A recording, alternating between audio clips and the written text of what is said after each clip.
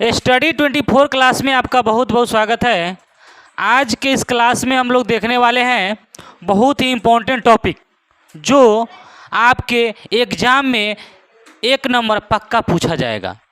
वह कंपटीशन का एग्ज़ाम हो या आप मैट्रिक का एग्ज़ाम दे रहे हैं तो यह वीडियो आपके लिए बहुत महत्वपूर्ण है। यह 10th क्लास का चैप्टर नंबर 2 है जिसका 3 क्लास हो चुका है। आज यह 4था क्लास है। अभी तक वह 3 क्लास नहीं देखे हैं तो मेरे इस डिस्क्रिप्शन बॉक्स में उसका लिंक है, उसको जाके देख लीजिए।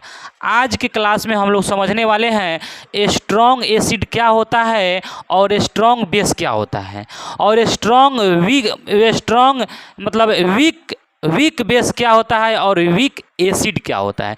यानी 4 चीज़ के बारे में समझने वाले हैं। तो ध्यान से देखिएगा, न देरी करते हुए हम सीधे डायरेक्ट आपको टॉपिक पर ले चलते हैं। यहाँ समझिएगा, प्रबल अम्ल और प्रबल क्षार।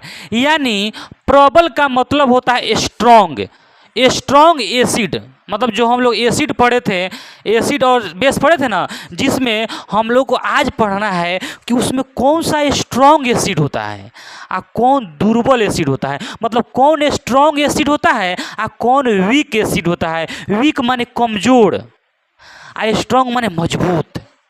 तो उसी के बारे में हम लोग को यह डाटा दिया हुआ है कि कौन स्ट्रॉन्ग है और कौन वीक है, और स्ट्रॉन्ग क्यों होता है और वीक क्यों होता है, मतलब कमज़ोर क्यों होता है। समझे? तो डायरेक्ट आपसे एग्जाम में कैसे पूछेगा कि बताओ, ऑप्शन दे देगा, कहेगा प्रबल अम्ल कौन सा है, प्रबल अम्ल कौन सा है। तो देखिए, प्रबल अम्ल का हम 4 गो उदाहरण लिए हैं। उसके बाद दुर्बल अम्ल का 4 गो उदाहरण, 4 गो उदाहरण इसका भी लिए हैं।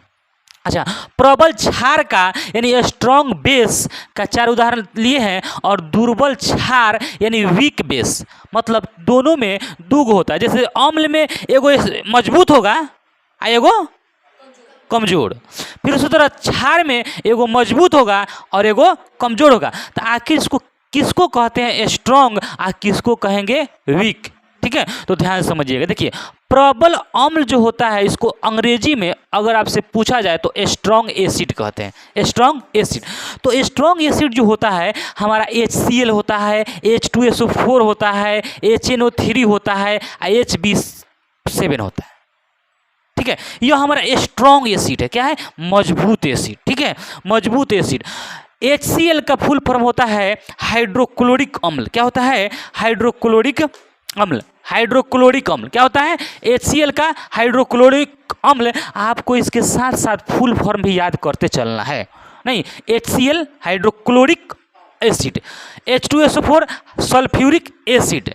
H2SO4 माने सल्फ्यूरिक अम्ल, इसको हिंदी में बोलते हैं सल्फ्यूरिक अम्ल। अच्छा, हाइड्रोक्लोरिक एसिड को बोलते हैं मतलब हाइड्रोक्लोरिक अम्ल, इसको हिंदी में हाइड्रोक्लोरिक अम्ल, इसको सल्फ्यूरिक अम्ल। इसको देखिए HNO3 नाइट्रिक एसिड माने नाइट्रिक अम्ल। अच्छा, HB3 hydrobromic acid, hydrobromic acid. यानी आपका 4 गो है, 1 2 3 4 गो, HCl, H2SO4, HNO3, HB7, यह आपका ये स्ट्रॉन्ग एसिड है। कौन कौन स्ट्रॉन्ग एसिड है मेरे साथ याद कर लीजिए? HCl, H2SO4, HNO3 और HB7, ये आपका क्या है? स्ट्रॉन्ग एसिड है। क्या है? Strong acid. अब स्ट्रॉन्ग एसिड का मतलब क्या हुआ? स्ट्रॉन्ग एसिड का मतलब क्या होता है? तो देखिएगा, जो स्ट्रॉन्ग एसिड होता है ना, वह जल में घुलता है ना तो पूरा तरह से आयनित हो जाता है। जैसे देखिएगा, यहाँ पे हम एक बना के दिखा रहे हैं, ध्यान दीजिएगा। देखिए, जैसे HCl ले लिए, क्या लिए? HCl को जब जल में घुलाएंगे, HCl को जब जल में घुलाएंगे तो यह पूर्ण आयनित हो जाएगा। देखिए, आयनित हो गया कि नहीं? H प्लस Cl माइनस हो गया कि नहीं? यानी HCl जो है ना, यह पूर्ण रूप से आयनित हो गया, आयनित हो गया। यानी पूर्ण रूप से आयनित होता है, उसे स्ट्रॉन्ग एसिड कहते हैं। मतलब H प्लस और Cl माइनस में टूटा कि नहीं। HCl को जब जल में डालेंगे तो H प्लस और Cl माइनस में टूटेगा, जो यह पूर्ण रूप से आयनित हो रहा है। पूर्ण रूप से आयनित मतलब जल में डालने पर पूरा क्या हो जाता है, उसका पूरा मोलेक्यूल जो है ना, जल का जो अणु होता है वह पूरा क्या हो जाता है, आयनित हो जाता है। तो उसे क्या बोलेंगे, स्ट्रॉन्ग एसिड बोलेंगे। तो आपका परिभाषा कम पूछेगा, उदाहरण ज़्यादा पूछेगा। तो उदाहरण आपको याद रखना है कि HCl, H2SO4, HNO3, HB7 यह आपका क्या है, स्ट्रॉन्ग एसिड है।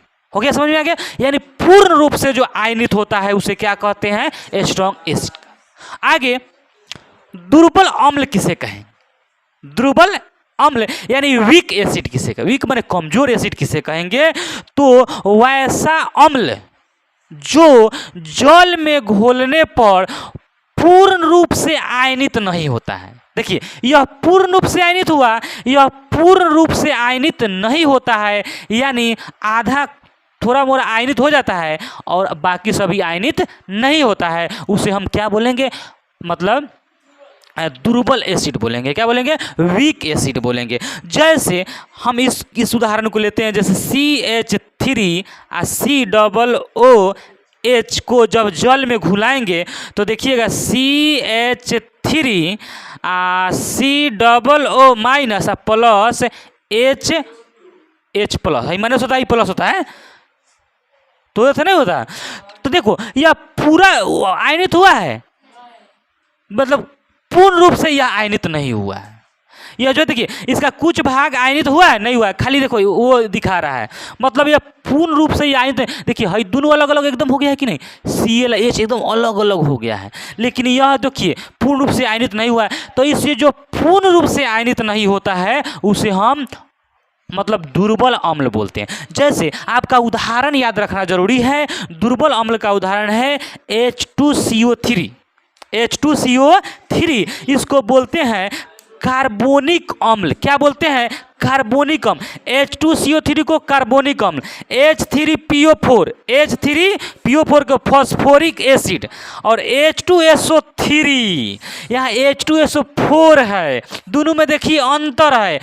H2SO4 है तो सल्फ्यूरिक एसिड है, देखिए यहाँ पर सल्फ्यूरिक एसिड लिखा है, लेकिन H2SO4 है, लेकिन H2SO3 है तो यहाँ पे सल्फ्यूरस, यहाँ सल्फ्यूरिक है और यहाँ सल्फ्यूरस एसिड, दोनों में अंतर है कि नहीं। यानी H2SO4 है तो सल्फ्यूरिक एसिड, और H2SO3 है तो सल्फ्यूरस एसिड, दोनों में अंतर है। H2SO4 को सल्फ्यूरिक एसिड और H2SO4 को सल्फ्यूरिक एसिड बोलेंगे, H2SO3 को सल्फ्यूरस एसिड बोलेंगे, सल्फ्यूरस एसिड बोलेंगे। ठीक है, समझ में आया। देखिए इसको CH3COOH को एसिटिक एसिड बोलेंगे। जैसे एसिटिक एसिड किस में होता है, इसके पिछले क्लास में हम लोग पढ़े थे। से ये भी पूछा जाएगा कि सिरका में कौन सा अम्ल होता है, तो दुर्बल अम्ल होता है। पूछेगा कि सिरका में कौन सा अम्ल होता है, तो ऑप्शन देगा प्रबल, दुर्बल की दुर्बल, क्षार की दुर्बल, तो क्या पूछेगा, तो दुर्बल अम्ल।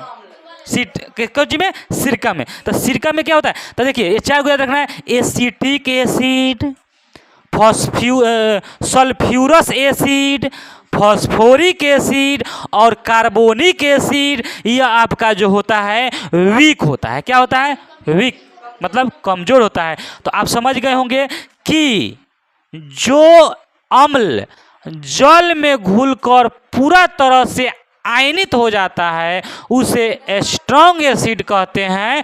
वह एसिड, वह अम्ल जो जल में घुलकर पूर्ण रूप से आयनित नहीं होता है उसे हम वीक एसिड बोलते हैं। तो यह आपका उदाहरण, और ये वाला उदाहरण आपके माइंड में होना चाहिए। डायरेक्ट आपको उदाहरण पूछेगा और कहेगा बताइए कि यह कौन सा एसिड है, वीक एसिड है कि स्ट्रॉन्ग एसिड है। यानी प्रबल, हिंदी में पूछेगा प्रबल एसिड है, प्रबल अम्ल है कि दुर्बल अम्ल है। समझ गए। अब सेम टू सेम इसी के जैसा, जैसे ये अम्ल में ही घटना हुआ है तो इसी के जैसा यही घटना क्षार में होता है। बस सेम टू सेम यही घटना क्षार में होता है। अगर यह आप बात समझ गए होंगे तो सेम टू सेम इसी घटना को क्षार में लेकर आप कर सकते हैं। जैसे अब प्रबल क्षार किसको कहेंगे, प्रबल क्षार किसको कहेंगे, तो वैसा क्षार जो जल में घुलकर पूर्ण रूप से माने पूरा क्या हो जाता है, आयनित हो जाता है। यानी जो पूर्ण रूप से आयनित हो जाता है उसे प्रबल क्षार कहें। जैसे देखिएगा यहाँ पे, जैसे यहाँ उदाहरण दिया है NaOH। NaOH को जब हम जल में घुलाएंगे तो Na प्लस OH माइनस में टूटेगा। यानी यह पूर्ण रूप से वह आयनित हुआ कि नहीं, पूर्ण रूप से आयनित हुआ, आयनित हुआ। अब इस परिभाषा को रटने की जरूरत है। प्रबल क्षार किसे कहेंगे, चाहे प्रबल भस्म भी कहते हैं, इसको प्रबल क्षार भी कहते हैं, या इसका नाम प्रबल भस्म भी है, भस्म। ठीक है, ये भी आपको याद रखना है कि क्षार को ही भस्म कहते हैं, क्षार को ही भस्म कहते हैं। यानी वैसा भस्म जो जल में घुलकर पूर्ण रूप से आयनित हो जाता है उसे हम क्या बोलेंगे, प्रबल क्षार बोलेंगे, प्रबल भस्म बोलेंगे, स्ट्रॉन्ग बेस बोलेंगे। क्या बोलेंगे, स्ट्रॉन्ग बेस बोलेंगे, अंग्रेजी में स्ट्रॉन्ग बेस। जैसे अब देखिए बेस में आपका मजबूत बेस कौन कौन होता है, मजबूत स्ट्रॉन्ग बेस कौन होता है, तो आपका होता है ये आपका NaOH माने सोडियम हाइड्रोक्साइड।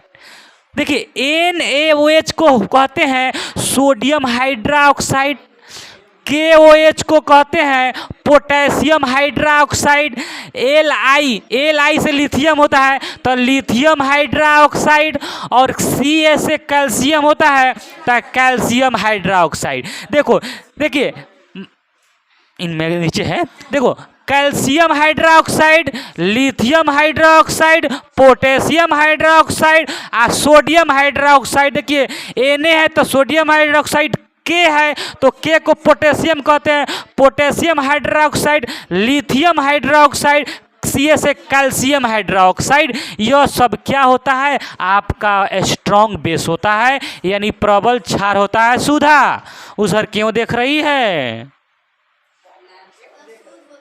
ऐसे उधर ठेहुना पड़ा, साहब एकदम स्टैंडर्ड रूप में रहिए। हाँ तो क्या हो गया, सीधा होगा एनर्जी भरा। जैसे सुनो, जिस तरह हमारे अंदर एनर्जी से हम पढ़ाते हैं उसी तरह आप लोग एनर्जी से समझिएगा तो मज़ा आ जाएगा क्लास। देखो कितना अच्छा सुन रहा करे, मज़ा आ जाए, सब याद हो गया। देखो ये छोटा बच्चा भी कर रहा है, सब याद। चलो खड़ा हो तो ना, आओ ना, पूछेंगे तो क्या है, खड़ा हो को, खड़ा हो जाओ, खड़ा हो को ना, गादा सोनू कुमार नहीं बनना है, खड़ा हो को, खड़ा हो। हाई बताओ, HCl का फुल फॉर्म बताओ, HCl का फुल फॉर्म बताओ, HCl का फुल फॉर्म क्या होता है, हाइड्रोक्लोरिक एसिड, हाइड्रोक्लोरिक एसिड। अब सुनिए चलिए ध्यान से, तो प्रबल क्षार समझ गए, यानी वैसा क्षार जो जल में घुलकर पूर्ण रूप से आयनित हो जाता है उसे प्रबल क्षार कहते हैं, स्ट्रॉन्ग बेस कहते हैं।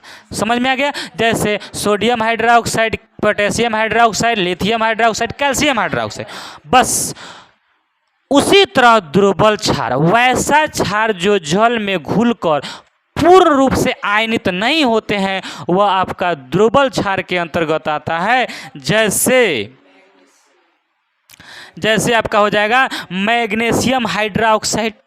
क्या हो जाएगा, magnesium hydroxide, magnesium hydroxide. NH4 को अमोनिया बोले, अमोनियम हाइड्रोक्साइड, यह आपका जो है दुर्बल एसिड है। तो ऐसा एसिड जो पूर्ण रूप से आयनित नहीं होते हैं, जैसे इसको देख लेते हैं MgOH2 को जब जल में घुलाएंगे तो देखिएगा यहाँ पे Mg2 प्लस, Mg2 प्लस, यानी इसको 2 प्लस लिख दो यहाँ पे, प्लस 2OH माइनस, यानी 2 OH माइनस, यानी यह पूर्ण रूप से आयनित नहीं है। जो पूर्ण रूप से आयनित नहीं होता है वह कैसा क्षार होगा? ध्रुवल क्षार।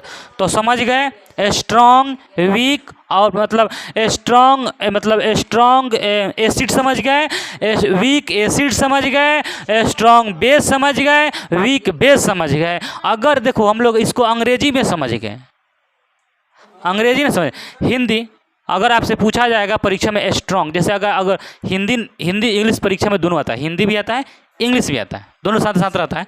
हिंदी और इंग्लिश नहीं, आपकी परीक्षा में दोनों साथ साथ नहीं रहता है। नहीं, मेन परीक्षा होता है ना, तो उसमें हिंदी एक तरफ रहेगा और एक तरफ अंग्रेजी रहेगा, उसी का अंग्रेजी रहता है। हाँ, तो उसी की बात कर रहे हैं।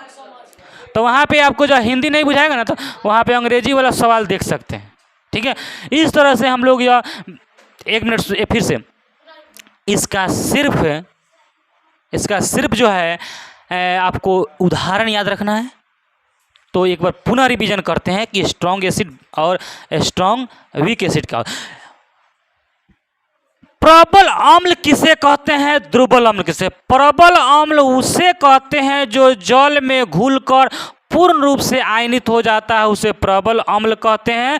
और दुर्बल अम्ल उसे कहते हैं जो जल में घुलकर पूर्ण रूप से आयनित नहीं होता है, उसे दुर्बल अम्ल कहते हैं। जैसे आपका उदाहरण है आपका HCl, H2SO4, HNO3, H2SO7 और या H2CO3, H3BO4, H2SO3 और H3COOH, acetic acid, sulphurous acid, phosphoric acid, carbonic acid, यह आपका दुर्बल में आता है। और यह hydrochloric acid, sulphuric acid, nitric acid, hydrobromic acid, यह आपका आता है स्ट्रॉन्ग एसिड में। इस तरह से sodium hydroxide, potassium hydroxide, lithium hydroxide और कैल्शियम हाइड्रोक्साइड स्ट्रॉन्ग बेस के अंतर्गत आता है। और दुर्बल बेस के अंतर मैग्नीशियम हाइड्रोक्साइड और अमोनियम, NH4 को अमोनियम कहते हैं, अमोनियम हाइड्रोक्साइड, यह आपका दुर्बल बेस के अंतर्गत आता है, दुर्बल क्षार के अंतर्गत आता है। इस तरह से अगर वीडियो अच्छा लगा होगा तो इसे लाइक करिएगा, सब्सक्राइब करिएगा तथा दोस्तों के साथ शेयर करिएगा। जय हिंद, जय भारत।